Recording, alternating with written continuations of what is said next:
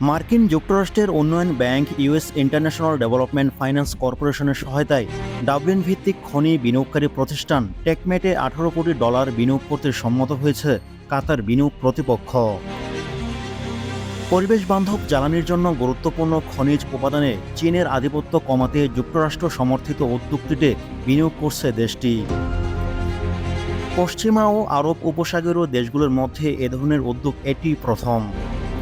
বিদ্যুৎচালিত গাড়ি ইভি তৈরিতে ব্যবহৃত খনিজ লিথিয়াম ও কোবাল্ট সরবরাহে যুক্তরাষ্ট্র ও চীনের দ্বন্দ্ব বেশ পুরনো। কাতার বিনিয়োগ কর্তৃপক্ষের এ পদক্ষেপ দেশ দুটির দ্বন্দ্বের নতুন মাত্রা যোগ করবে।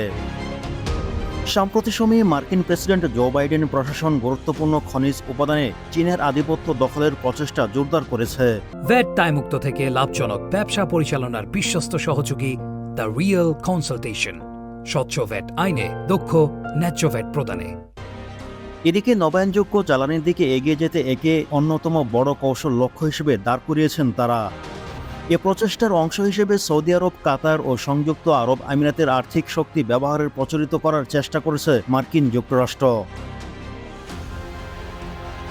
তাদের চাওয়া শিল্পক্ষেত্রে ব্যবহারের জন্য গুরুত্বপূর্ণ খনিজ উত্তোলন ও প্রক্রিয়াকরণে মার্কিন উদ্যোগে দেশগুলো যেন বিনিয়োগ করে। তবে খনিজ খাতে চীনা বিনিয়োগের তুলনায় কাতারের এই বিনিয়োগ খুব একটি বড় নয়।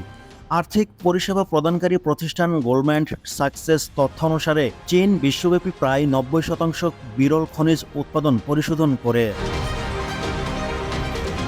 এছাড়াও বৈশ্বিক উৎপাদনে 68% কোবাল্ট, 65% নিকেন ও ইভি ব্যাটারির জন্য 60% লিথিয়াম প্রক্রিয়াজাত করে দেশটি।